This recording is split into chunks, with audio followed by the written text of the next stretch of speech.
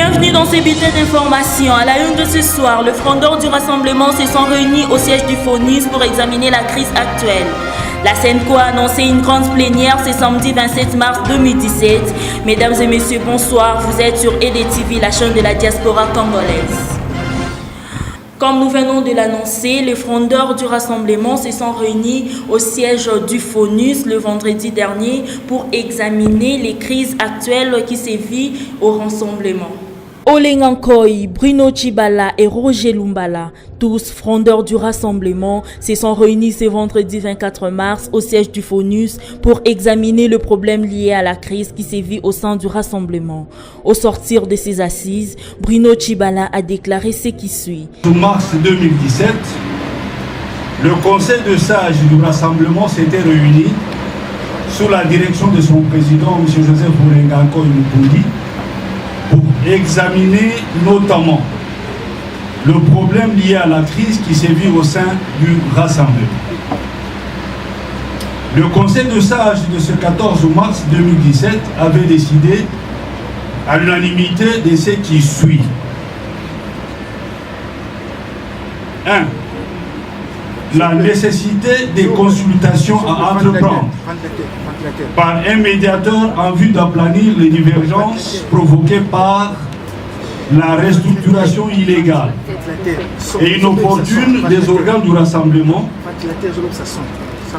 Consultation projetée aux fins de réaliser la réconciliation et l'unité du rassemblement tant souhaitée par notre peuple. Signalons par ailleurs que les dissidents du rassemblement demandent aux parties prenantes de la SENCO de reconnaître Joseph Olenga Nkoyi comme président du Conseil national de suivi de l'accord et du processus électoral prévu par l'accord de la Saint-Sylvestre. La SENCO vient d'annoncer une grande plénière ce samedi 25 mars 2017 pour débloquer la problématique du poste de Premier ministre. Suivez. Face au blocage qui persiste aux discussions des arrangements particuliers, une grande plénière a été annoncée pour ce samedi 25 mars au siège de la Commission épiscopale nationale du Congo dans la commune de La Gombe. L'objectif principal est de débloquer la situation sur le panel de candidats pour le poste du Premier ministre de la République que la majorité présidentielle exige au rassemblement. À cet effet, la SENCO va accorder sa médiation aux deux parties pour trouver une solution avant la clôture du pourparlers prévu le lundi 27 mars 2017. De l'autre côté, l'Union pour la démocratie et le progrès social menace de retourner à la rue si les discussions ne prennent fin le lundi prochain. À titre de rappel, d'autres sujets comme la répartition de portefeuilles ministériels, l'évaluation de la mise en œuvre de mesures de décrispation seront également traités le même jour. Pour aujourd'hui, on a traité essentiellement de la question de partage des ministères. Donc, il y a des ministères sur lesquels ils ne sont pas arrivés à se mettre d'accord, c'est tout simplement ça.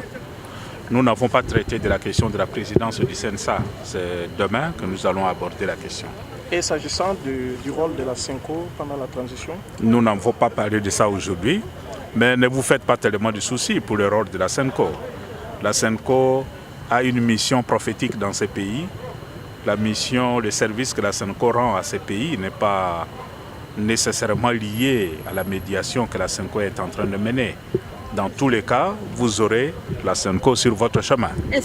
Mais c'est clair pour tout le monde. La date a été fixée, nous travaillons dans la perspective de la clôture des travaux le lundi.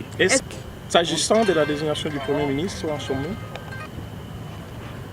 C'est seulement une question de formulation. Mais je crois que ça ne fait pas tellement problème. Nous n'en avons même pas parlé aujourd'hui parce que c'est une question qui nous a déjà tellement occupés. Le moment venu demain, quand nous allons valider toutes les propositions, c'est alors qu'on va revenir sur ces questions. À l'occasion du 48e anniversaire de la mort de Joseph Kasavubu, premier chef de l'État congolais, une messe d'action de grâce a été dite à la cathédrale Notre-Dame du Congo. 24 mars 1969, 24 mars 2017, 48 ans déjà, jour pour jour, depuis que le tout premier président de la République démocratique du Congo, Joseph Kasavubu, a quitté la terre des hommes. Cet homme de l'unité nationale a laissé quelques bons souvenirs au peuple congolais, tels que la réclamation des droits des premiers occupants auprès des colonisateurs en 1947. À cette occasion, le docteur Anatole Matousila a donné son opinion. Un peuple ne peut pas ignorer sa propre histoire. Kasavubu, c'est l'histoire de ce pays. Kasavubu, c'est un de ces grands hommes que nous appelons aujourd'hui père de l'indépendance. Il a eu une part très importante, en tout cas une part essentielle dans ce qui s'est passé ici à Kinshasa, alors Léopoldville. Il était donc normal qu'à une date comme celle-ci, on pense à lui, qu'on commémore, que l'on honore sa mémoire. En outre, le président de l'Alliance politique des Kasavubistes s'est exprimé en ces termes. D'abord, son Excellence Joseph Kasavubu, c'est un patrimoine national. Beaucoup de souvenirs.